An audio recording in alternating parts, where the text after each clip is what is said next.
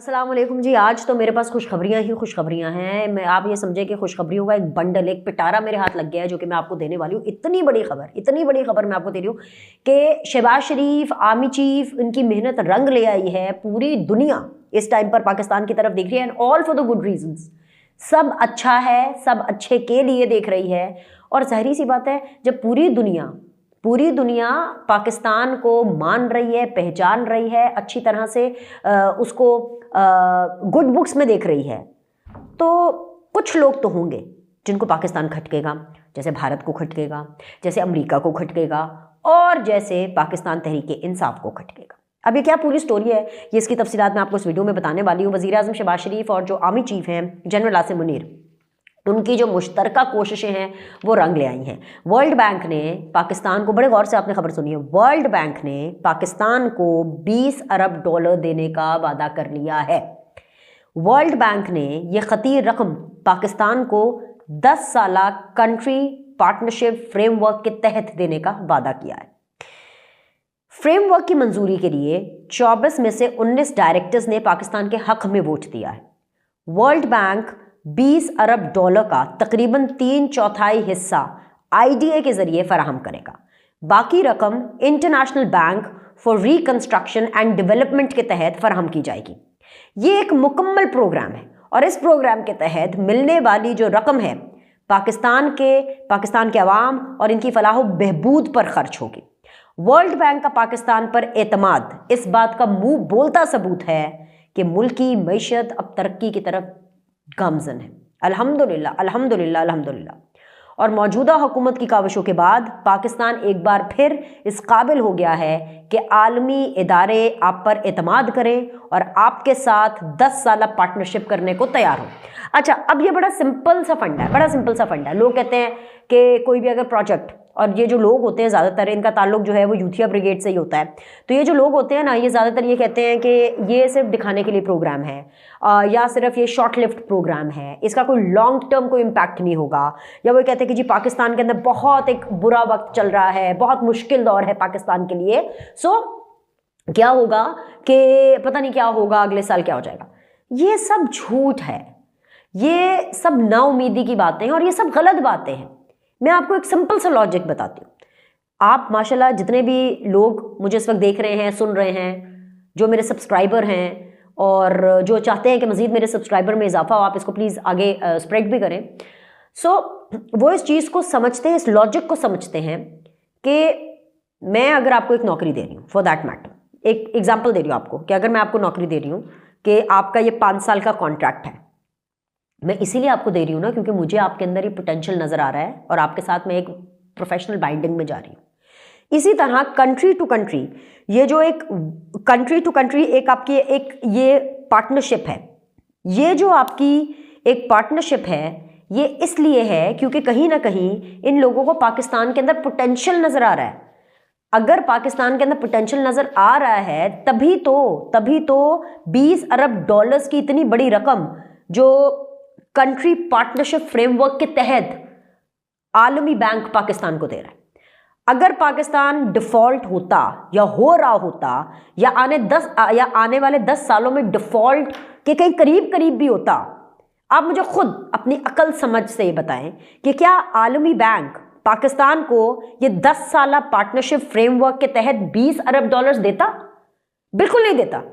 IMF एक एक dollar के लिए इतनी मगजमारी करता है, इतनी रिस्ट्रिक्शंस लगाता है, इतनी डू मोर का मुतालबा करता है, और यहां पर अगर हमें एक कंट्री पार्टनरशिप फ्रेमवर्क के तहत ये मिल रहे हैं तो ये तो बहुत ही पॉजिटिव बात है। मसला ये है कि पाकिस्तान की जो मौशी तरक्की है वो पूरी दुनिया को नजर आ रही है। बस एक तहरीक इंसाफ है जिसने ये ठान रखी है कि वो अपने मुंह से इस मुल्क के लिए कुछ अच्छा नहीं निकालेंगी। इनकी जबान जल जाए, इनका मुंह सड़ जाए, मुंह टेढ़े हो जाए, कभी इधर मुंह करके विंगे चिब्बी बातें करते हैं पाकिस्तान के बारे में, कभी उधर मुंह करके विंगी चिब्बी बातें करते हैं, कुछ अच्छी बात नहीं करेंगे पाकिस्तान के बारे में। क्यों नहीं करेंगे? क्योंकि इस टाइम पर एक फर्द वाहिद क्योंकि इस सिस्टम में नहीं है। उनकी पार्टी है, उनके नुमाइंदे इस सिस्टम का हिस्सा हैं, लेकिन क्योंकि एक फर्द वाहिद इस सिस्टम का हिस्सा नहीं है और वो भी अपनी कारस्तानियों की वजह से नहीं है, वही शख्सियत, वही साहब जो कि जेल में बैठे हैं, तो इसलिए ये पाकिस्तान के बारे में कुछ अच्छा नहीं बोलेंगे। अब गुज़श्ता रोज़ सेनेट की कार्रवाई देख लीजिए। वो जमात जो हुकूमत के साथ मुज़ाकरात करके अपने लीडर की रिहाई की दुहाइयाँ दे रही है, इस पार्टी का सेनेट में कायदे हिज़्ब इख्तलाफ कौन है भला? अब सेनेट बड़ा एक सोबर प्लेटफॉर्म है। चलो जी, नेशनल असम्बली का तो हमने को ने बड़े गंदे गंदे सेशंस देखे हैं, किताबें फेंकी, जूते फेंके, गालियाँ चली, माँ बहन की बीप वाली गालियाँ तक चली। लेकिन यार सेनेट में फिर भी होता है कि थोड़ा सोबर माहौल है वो। अब सेनेट में कायदे हिज़्ब इख्तलाफ कौन है? शिबली फराज। शिबली फराज वही हैं जो मुज़ाकरात की मीटिंग में भी हैं, उस कमेटी में भी हैं। सीधी सी बात है, इन्होंने जो उनके जो कायदे हिज़्ब इख्तलाफ है, जिनका नाम है शिबली फराज, उन्होंने इतने गंदे लफ्ज़ बोले, इतने बुरे लफ्ज़ बोले, मैं तो हैरान होगी। ना उनकी ज़बान में कोई तकलीफ हुई, ना उनके दिल में कोई तकलीफ हुई, दिमाग में तो तकलीफ है, दिमाग तो ख़राब है, तभी तो इसी किस्म की बातें कर रहे हैं। तो सेनेट में कायदे हिज़्ब इख्तलाफ मुज़ाकरात से ठीक 2 दिन पहले, क्योंकि ये गुज़श्ता रोज़ सेशन हुआ और ये अभी सुबह, ये बाय द टाइम ये वीडियो अपलोड होगी 11:30 बजे मुज़ाकरात का तीसरा राउंड है, तो हुकूमत के खिलाफ बदजुबानी करके माहौल को ख़राब कर देता है। गुज़श्ता रोज़ जो शिबली फराज ने सेनेट में हुकूमती मौशी कोशिशों का खूब मजाक उड़ाया और जो ज़बान इस्तेमाल की वो ऐवान का तक़द्दुस इस्तेमाल करते हुए की, वो बिल्कुल इंसल्ट प्रोग्राम था। और कहा कि हुकूमत हर रोज़ एक नया चूरन लेकर आती है, एशियन टाइगर बनाने वालों ने इस मुल्क को गीदड़ बना दिया। जी हाँ, ये अल्फाज हैं सेनेट में कायदे हिज़्ब इख्तलाफ और तहरीक इंसाफ के सीनियर रहनुमा शिबली फराज के, जो पाकिस्तान को गीदड़ और मौशी पॉलिसीज़ को चूरन कह रहे हैं। शिबली फराज के इन जुमलों पर हुकूमती बेंचेस की जानिब से शदीद एहतजाज सामने आया और इनसे माजरत करने का मुतालबा किया गया। वफाकी वज़रा एहसन इकबाल और आज़म नज़ीर तारड़ ने शिबली फराज के इल्ज़ामात का भरपूर जवाब दिया। एहसन इकबाल ने पूछा कि भाई ये जो कौमी एयरलाइन है, इसको तो आप लोगों ने तबाह कर दिया था। आपको याद है इमरान खान के दौरे हुकूमत में जो उनके वजीर हवाबाजी थे, 10 फेमस सर्वर साहब, उन्होंने क्या बयान दिया था कि जी पायलट ही अंडर क्वालिफाइड है, बल्कि क्वालिफाइड ही नहीं है, गंदे पायलट है, गलत पायलट है, पूरे पीआईए का पूरा सिस्टम तबाह कर दिया, बंद करा दी भाई पीआईए। उन्होंने एयरलाइन को तबाह करने वाली जो पीटीआई है, आज वो किस मुंह से पीआईए का नाम ले रही है, ये बात एहसन इकबाल साहब ने बोली। उन्होंने सरमायाकारी से मुताल्लिक भी शिबली फराज के दावा को झुटलाया और ऐवान में ये चीज़ पब्लिक की कि चीन से 3 अरब डॉलर की सरमायाकारी आ चुकी है।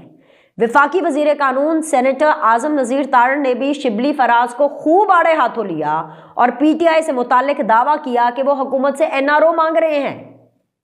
वजीर कानून ने ऐवान को बताया कि वो जमात जो हमेशा ये कहती रही है कि वो एनआरओ नहीं देगी, आज अपने लीडर के लिए एनआरओ मांग रही है।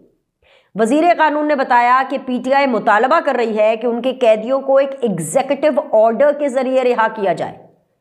आज़म नज़ीर तारड़ ने पीटीआई को अदालत का रास्ता इख्तियार करने का मशवरा देते हुए कहा है कि भाई जो एग्जीक्यूटिव ऑर्डर है ना, उस पर रिहाई मुमकिन नहीं हो सकती है, मुल्की कानून इस बात की इजाज़त नहीं देता।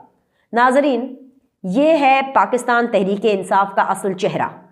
एक तरफ जिस वज़ीर आज़म शहबाज शरीफ पर तनकीद करते हैं, दूसरी तरफ उसी की मिन्नतें की जाती हैं कि अपने एक दस्तखत के जरिए बानी पीटीआई को जेल से रिहा कर दिया जाए।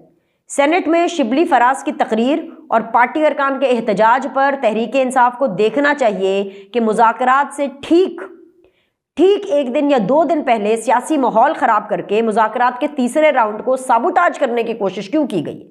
पार्टी में वो कौन है जो नहीं चाहता कि ये मुज़ाकरात कामयाब हो और मामलात बेहतरी की तरफ आगे बढ़े, और वो शख्स जो नहीं चाहता कि मुज़ाकरात कामयाब हो वो इमरान खान है, वो कोई और नहीं है। क्योंकि इमरान खान ने नए एहतजाज की कॉल दे दी। 8 फरवरी को ब्लैक डे मनाना है, पूरे मुल्क में एहतजाज करना है, अपने अपने शहरों में अपनी अपनी जगहों पर। क्यों एहतजाज करना है? क्योंकि जी 8 फरवरी को आपको याद है ना, इलेक्शन हुए थे, 1 साल हो गया इलेक्शन को, फॉर्म 45 की हुकूमत, फॉर्म 47 की हुकूमत जी। और ये उस टाइम पर हो रहे हैं जब ये भीख मांग रहे हैं, लेटे में हैं, बिल्कुल पाँव में गिरे हुए हैं कि खुदा का वास्ता इमरान खान को बाहर निकाल दो।